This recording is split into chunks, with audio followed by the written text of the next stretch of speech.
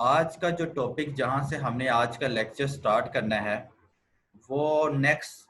Topic है professional practice का, जिसको हम कहते हैं इंटेलेक्चुअल प्रॉपर्टी राइट्स। बेसिकली सबसे पहले इस चीज का अंदाजा आपको हो जाए कि इंटेलेक्चुअल प्रॉपर्टी राइट्स प्रॉपर्टी एक किसी भी ओनरशिप में हो, एक इंडिविजुअल हो, किसी ऑर्गेनाइजेशन के हवाले से हो या किसी कंपनी के हवाले से हो, या जिसमें आपको मैंने सोल ट्रेडरशिप बताया था, पार्टनरशिप बताया था, कंपनी बताया था, किसी फार्म में भी प्रॉपर्टी हो, तो उसके उनके साथ साथ कौन से ऐसे राइट्स हैं जिनको मद्देनजर अपनी प्रॉपर्टी के हवाले से रखे जाते हैं। इंट्रोडक्शन में सबसे पहले मैं इंटेलेक्चुअल प्रॉपर्टी राइट का आपको सबसे पहले डिस्कस ये करूंगा कि ऐसे राइट्स जो किसी पर्सन्स को दिए जाते हैं अपनी थिंकिंग से कोई नई चीज क्रिएट करने के लिए। ये इंटेलेक्चुअल प्रॉपर्टी राइट्स आपको प्रोवाइड किए जाते हैं आपको ऑर्गेनाइजेशन की तरफ से अगर कोई इंसान क्रिएटिव है और वो अपनी थिंकिंग से कोई नई चीज इन्वेंट करना चाहता है, और अगर उसको उस प्रॉपर्टी के राइट्स यानी कि वो जो चीज इन्वेंट करना चाहता है उसको अगर राइट्स कंपनी दे दे एज ए इंडिविजुअल, तो वो ओनरशिप में खुद होगा और कर सकता है। और दूसरा फंडिंग का ज्यादा इशू आता है, फंडिंग के हवाले से या ऑर्गेनाइजेशन उसको सपोर्ट करे, कंपनी सपोर्ट करे, तो उस केस में इंटेलेक्चुअल प्रॉपर्टी राइट्स का रोल है, यानी कि rights given to the persons over the creation of their minds. तो इंट्रोडक्शन के हवाले से अगर मैं देखा जाए कि जैसे कि स्लाइड में भी मेंशन है, एज इट इज राइट किया गया है कि इंटेलेक्चुअल प्रॉपर्टी राइट्स अक्सर औकात मोस्ट वैल्यूएबल एसेट्स होते हैं जो कि खुद ओन किए जाते हैं, जिस या इस्तेमाल किए जाते हैं या डेवलप किए जाते हैं बाय सॉफ्टवेयर हाउस। ये सॉफ्टवेयर हाउस का कंसेप्ट लिखने का मकसद ये था क्योंकि हम सीएस डिपार्टमेंट के स्टूडेंट्स एज ए लेक्चरर और स्टूडेंट्स हैं, तो हम सॉफ्टवेयर इंजीनियर के हवाले से सॉफ्टवेयर हाउस का ही सोचेंगे।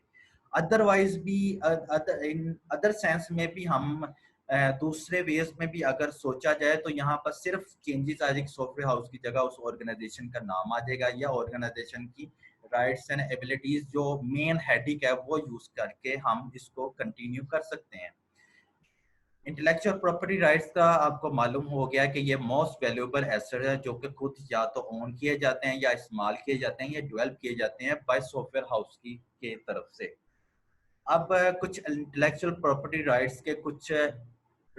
के कुछ इंक्लूजन पॉइंट्स होते हैं, वो कौन से होते हैं। एक जो बहुत इंपॉर्टेंट एक प्रॉपर्टी राइट्स का पार्ट होते हैं, इसके बगैर आपकी जो प्रॉपर्टी के राइट्स है वो फुलफिल नहीं होते। नंबर वन,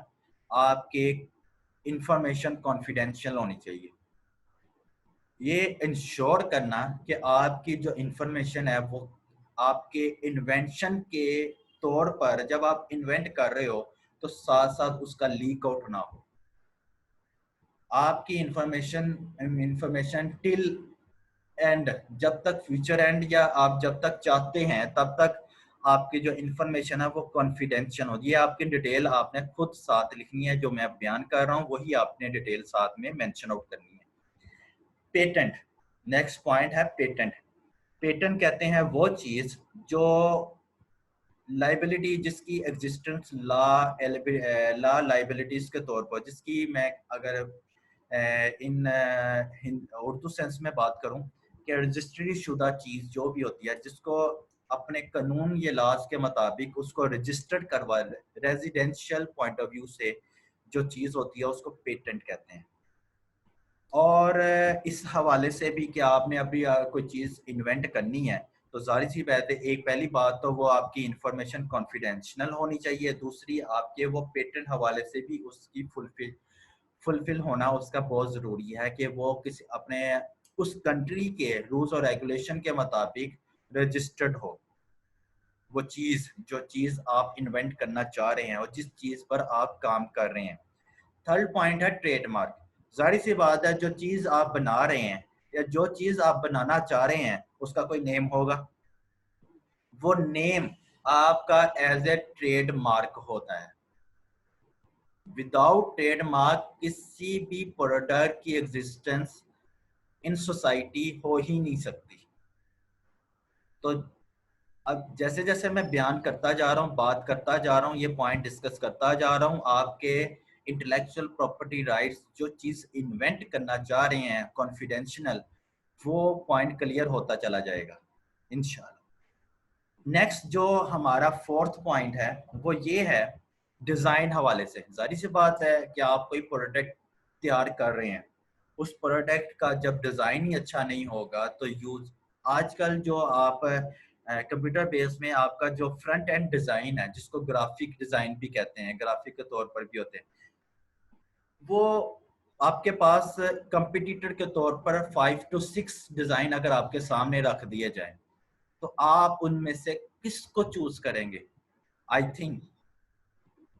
आप उसमें से सबसे बेस्ट जो आपकी आंखों को, आपको व्यू वाइज अच्छा लगता हो और जिसकी लुक वाइज भी आपको 100% क्लियर हो, आप उसको चूज करेंगे।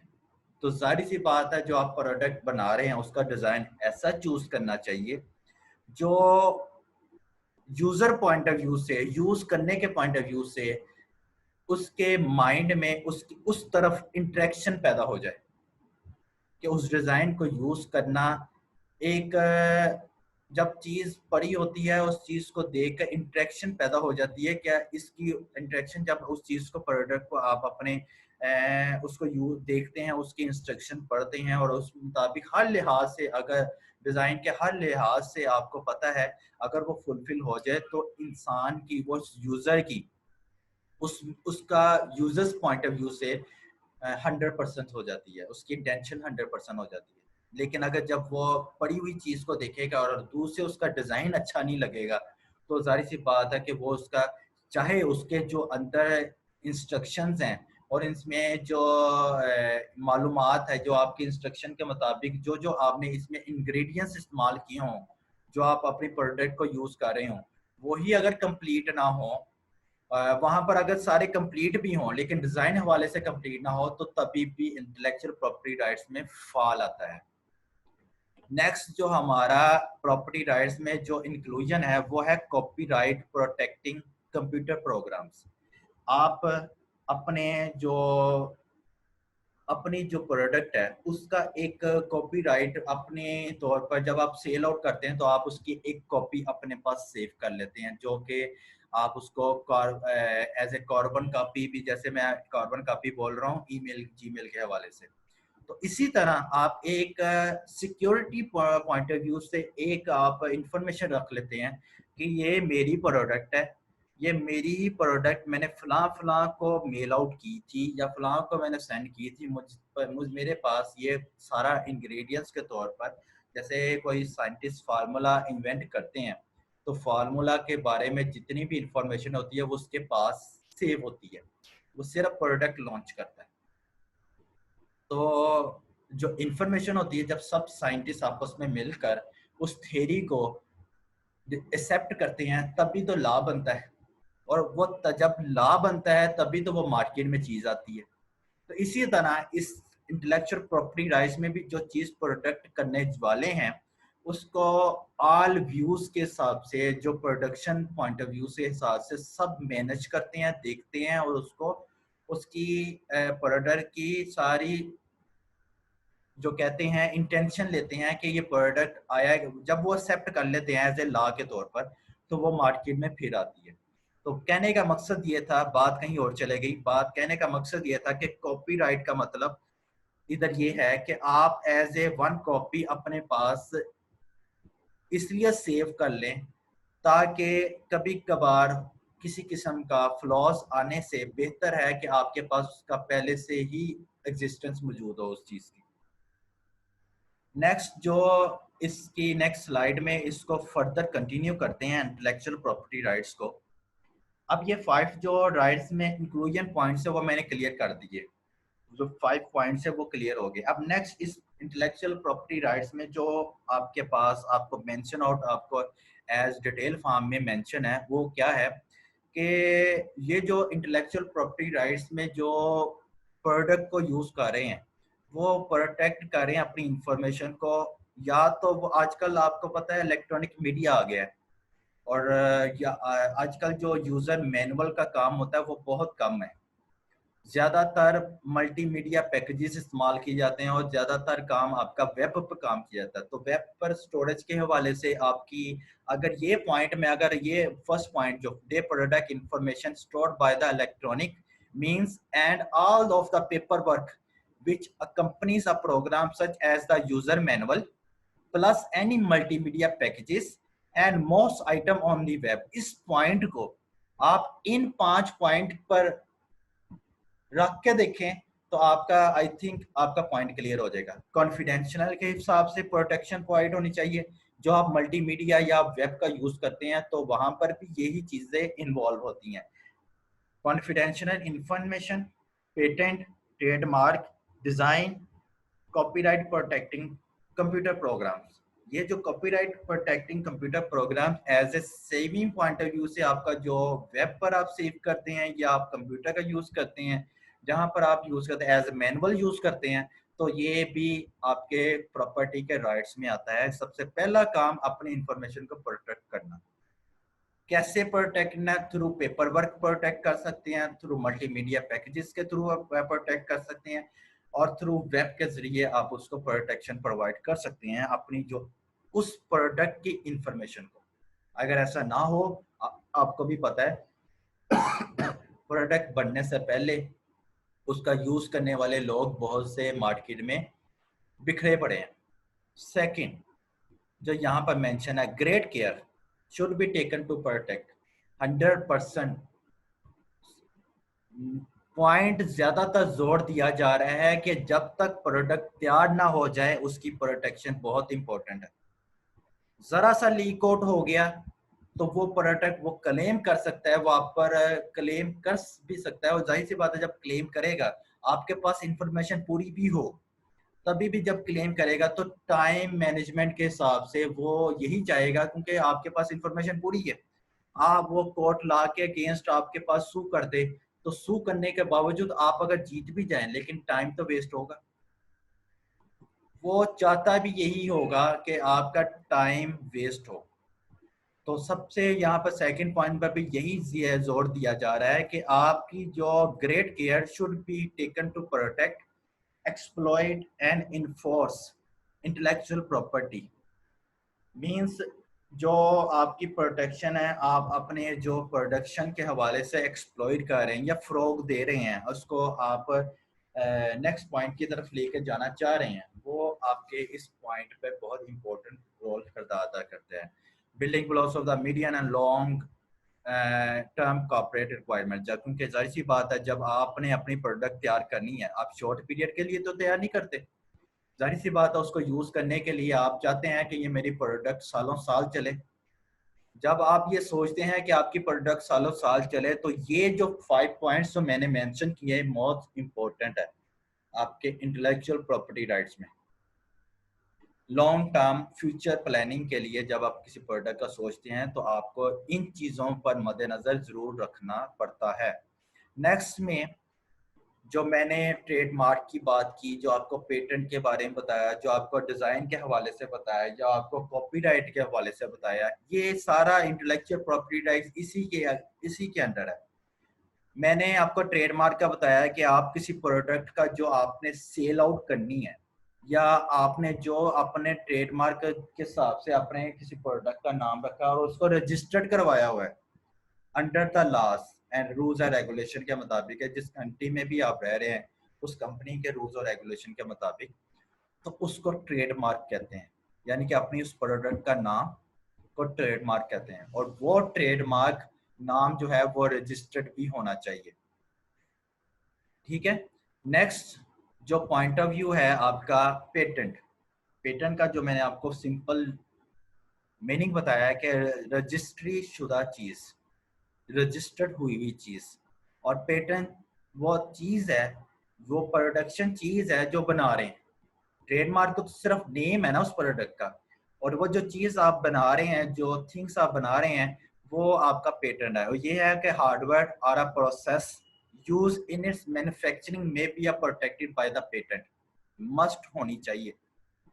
और वो पेटेंट आपको बता दिया है कि रजिस्टर्ड के पॉइंट ऑफ व्यू से कह रहा है, वो चीज़ भी रजिस्टर्ड होनी चाहिए आपकी ऑर्गेनाइजेशन के हवाले से। तो जब ये सब चीज़ें आप इसको काउंट डाउन करते हैं और इस पर अमल करते हैं, तो आपकी जो प्रोडक्ट है वो 100% मार्केट में एप्लीकेबल होती है, उसका किसी किस्म का कोई लॉस नहीं हो सकता। नेक्स्ट है डिज़ाइन रजिस्ट्री। आप अपने प्रोडक्ट की जो लुक में भी जो आपके प्रोडक्ट का जिस लुक, जैसे मैंने डिज़ाइन का आपको ना हो पहले बता चुका हूँ, ये दोबारा से एक किस्म का उनमें ऐड किया हुआ था कि अपने प्रोडक्ट की इस तरह लुक बनाना कि वो इंटरेक्ट करे बाय यूज़र एंड से, और जो आप हर चीज़ का एक रजिस्टर्ड होती है, वो भी आपकी डिज़ाइन रजिस्ट्री में आपके जो आपने डिज़ाइन बनाना है वो भी रजिस्टर्ड होना चाहिए। और वो अलग बात है कि आप डिज़ाइन कैसा बनाते हैं यूज़र एंड के हवाले से, उसकी इंटरेक्शन यूज़र एंड से कैसे रखते हैं, वो 100% है या 60% है, 70%। जैसे मैंने आपको लास्ट थोड़ी देर पहले आपको बताया कि डिज़ाइन के हवाले से क्या इंपॉर्टेंट है और डिज़ाइन किस चीज़ में मैं प्रॉपर्टी राइट्स में कह रहा हूँ। नेक्स्ट जो आपका पॉइंट है वो ये है कॉपीराइट। सॉफ्टवेयर जो है उसको कॉपीराइट के जरिए प्रोटेक्ट भी किया जा सकता है। उसको कॉपीराइट के जरिए प्रोटेक्शन उसको कैसे प्रोवाइड की जाती है, क्योंकि वो जानते हैं कि हम अपने जो प्रोडक्ट को या अपनी कॉपीराइट का, तो ये आपको लगी समझ के, कॉपी मींस आपको मैंने लास्ट टाइम भी बताया था कि आप उसकी एक कॉपी अपने पास सेव कर लेते हैं, या उस प्रोडक्शन की जैसे जैसे काम करते जाते हैं आप उसकी कॉपी बनाते जाते हैं और अपने पास सेव करते जाते हैं एज ए लाइबिलिटी के तौर पर। ऐसे जो आपके पास जो प्रोडक्ट है उसका सारा रिकॉर्ड के तौर पर आप सेव करते रहते हैं, उसकी राइट बनाई जाए, कॉपी राइट बनाते रहते हैं अपने तौर पर। ये नहीं कि उस प्रोडक्ट की कॉपी राइट करके आप मार्केट में प्लेस करते हैं। मैं ये अभी मार्केट में चीज लेकर आने का अगर मार्केट में चीज आई तो वो प्रॉपर्टी इंटेलेक्चुअल प्रॉपर्टी राइट से तो सारे फ्लॉज में से तो निकल गया। तो ये बात अपने माइंड में सेट रखें, तो मैं कॉपीराइट किस मामले में कह रहा हूँ। अच्छा, कॉन्फिडेंशियल इंफॉर्मेशन ये है कि आपके जो लास्ट टाइम मैंने आप ये भी थोड़ी देर पहले आपको बताया कि आपकी जो इंफॉर्मेशन है उस प्रोडक्ट के हवाले से, उस प्रोडक्ट के हवाले से आपने क्या थिंक किया, किस तरह आपने उसको कंटिन्यू करना है और किस तरह आपने उसको फिनिश करना है, और मिड लेवल पर आपने उसको कैसे कंटिन्यू करके अपने जो टास्क है प्रोडक्ट का वो कंप्लीट करना है। क्योंकि वो जानता है कि अपने उस प्रोडक्ट की जो प्रोटेक्शन कैसे करनी है। मैंने अगर वो इन चीज़ों पर मद्देनजर रखते काम करता है तो is the best way to represent that product in the market after some time. लेकिन अगर वो इंफॉर्मेशन पहले से लीक आउट कर रही, इनको मद्देनजर ना रखे, तो उसका बनाने का कोई फायदा नहीं, क्योंकि unauthorized use of the intellectual property can be stopped by injection or damage may be sought for infringement of this right। जो मैं बार बार बात कर रहा हूँ कि अगर किसी किस्म का अनऑथराइज यूज हो गया तो आपकी बनाई हुई जितनी प्रोडक्ट आप 50% बना के हटे हैं या 10% बना के हटे हैं या आप 90 तक पहुंच गए हैं, परसेंटेज तक पहुंच गए, जब किसी किस्म का अनऑथराइज यूज आ गया उससे आपके उस तमाम राइट्स, उस तमाम प्रॉपर्टी को जंग लग सकता है। तो कहने का मकसद यही है कि अपनी प्रॉपर्टी राइट्स क्या होते हैं, उसको कैसे आपने कंटिन्यू करना है। अभी तक जो हम पढ़ चुके हैं इंटेलेक्चुअल प्रॉपर्टी राइट का, वो उसकी डेफिनेशन पढ़ चुके हैं और उनमें कौन कौन सी चीज़ें मस्ट इन्वॉल्व होती हैं। अब देखें ये जो 5 पॉइंट्स हैं, ये 5 पॉइंट्स ही हर जगह हर लम्हे में ये फॉल कर रहे हैं और इनका यूज आ ही रहा है। इसको अगर मद्देनजर रखते हैं तो आपकी प्रॉपर्टी, आपकी प्रोडक्ट है वो इजीली मार्केट में अवेलेबल आएगी और आप उसको इजीली यूज कर सकते हैं। ठीक है, अब नेक्स्ट जो हम पढ़ना चाह रहे हैं वो है कॉन्फिडेंशियल इंफॉर्मेशन को डिटेल पॉइंट ऑफ व्यू से। Information which is not public information जो है which are not public property and public knowledge, उसको ही confidential information कहते हैं, कि जो पब्लिक प्रॉपर्टी में ना आए और पब्लिक नॉलेज के पर भी ना आए, दोनों केसेस में पब्लिक को शो ना हो, वो इंफॉर्मेशन जो पब्लिक के पॉइंट ऑफ व्यू से हिडन हो, इनकैप्सुलेट हो, ये वर्ड आपने बहुत सुना होगा, इनकैप्सुलेट, हाइड हो user and point of view से, उसको कॉन्फिडेंशियल इंफॉर्मेशन कहते हैं। कोई भी कैटेगरी इंफॉर्मेशन की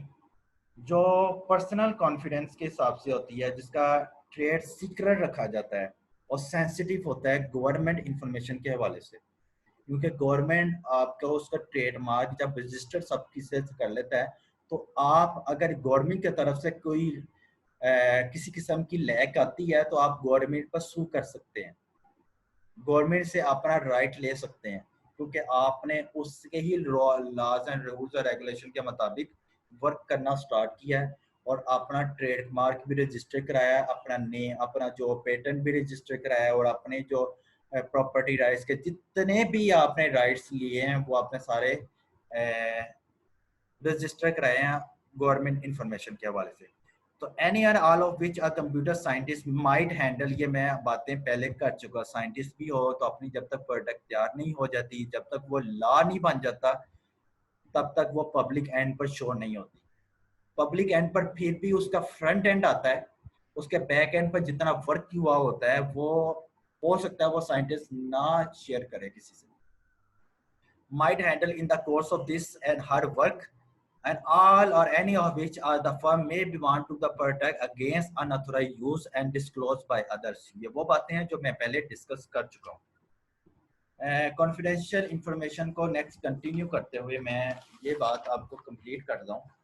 कि कॉन्फिडेंशियल इंफॉर्मेशन में जो आपकी इंफॉर्मेशन जो सिर्फ प्रोटेक्टेड पॉइंट ऑफ व्यू से, कि कॉन्फिडेंशियल नॉन कॉन्फिडेंशियल इंफॉर्मेशन में तो यही है ना कि बजाय इसके कि आपने कॉपी बाय कॉपीराइट या patent demand to the in public domain and can be used by anyone. अगर आप मल्टीमीडिया इस्तेमाल कर रहे हैं, वेब का पॉइंट ऑफ व्यू, वहाँ पर अगर आपने सिक्योरिटी लगाई नहीं, वो पब्लिक एंड पर आपके शो है, ओपनली आपके वहाँ पर यूज हो रही है, तो जब आप उसमें कॉपीराइट या पेटेंट डिमांड पब्लिक डोमेन नहीं लेते, पब्लिक डोमेन के तौर पर यूज नहीं करते, तो इससे प्रॉब्लम ये क्रिएट हो सकती है कि उसका एक्सेस पूरी दुनिया में फॉल कर सकता है। तो मैंने जो आज इंटेलेक्चुअल प्रॉपर्टी राइट का टॉपिक जो स्टार्ट किया, उसमें आपको I think intellectual property right होता क्या है, क्या क्या चीज़ें इन्वॉल्व होती हैं, उसके बारे में समझ लगती हो। नेक्स्ट आज का लेक्चर यहीं पर वाइंड अप करते हैं। नेक्स्ट लेक्चर में मैं यहाँ से कॉन्फिडेंशियल इंफॉर्मेशन के जो 3 कंडीशंस है उससे नेक्स्ट कंटिन्यू करूँगा।